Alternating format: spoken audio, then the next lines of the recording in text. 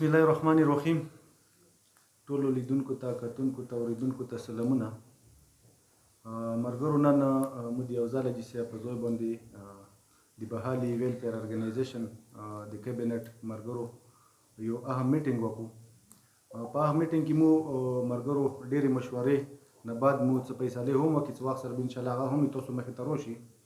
او دې سره سره مو سبا څه په پېښور کې کوم مو سټوډنټ دي یا کوم مو ځوانان دي هغو ته مو دا پیغام ده چې سبا د جمعې په ورځ د لمانځه نه بعد د مو سابق ایمنې الله دې وبخښي د حاجي منیر خان اورکزي په حجرې باندې سبا یوه جرګه ده چې هغه کې به ډي سي صاحب او ډي سي صاحب دا به هم راځي.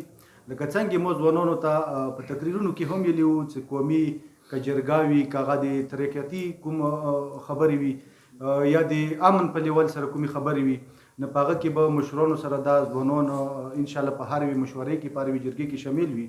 نو دې په توسط سره زه ټولو ځوانانو ته سټوډنټانو ته دا پیغام ورکوم چې سبا د ماسپښین لمانځه نه بعد تاسو د حاجي صاحب حجرې ته 2:30 بجې ټول خپل حاضري یقیني کوو او تاسو به انشاءالله مو ډېره شکریه ادا کوو، ډېره مننه مو کوو. خوشحال اوسئ، آباد شئ. وسلام. بسم الله الرحمن الرحیم.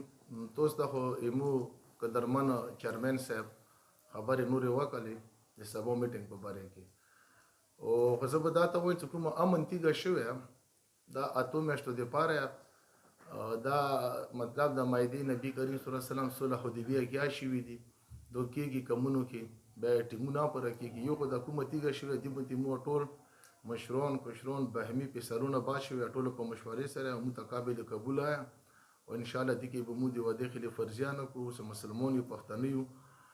او دویمه خبره ده چې بهلۍ دپاره ضروري دي لکه چیرمن صاحب ته ویلو سوال به کله بدو رڅی به اټول او هېڅ تکلیف نشته ده. انشاءالله دا تیږه دې دپاره شوی چې بګن به هول شي، کورونه به هول شي، یو نوه ژوند شروع شي.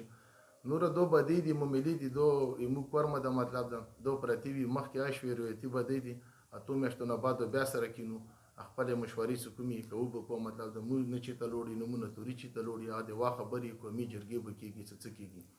خو چونکې دغه څه کوم شاید زه ټول قوم ته دا نن دوات ورکوم چې څومره خال د اپریشن نه بېدخل شوي اوس یې دا تېر شو ټول د کوشش وکړي انشاءالله لیارو کې به موږ خبرې روانې تنګۍ بیانه او څه بیانه سه ټول دې کې پرای سه واخلو د مو پلور نیکو وطن د سه دوباره اباد کو په مو ټولو په عرض مهرباني.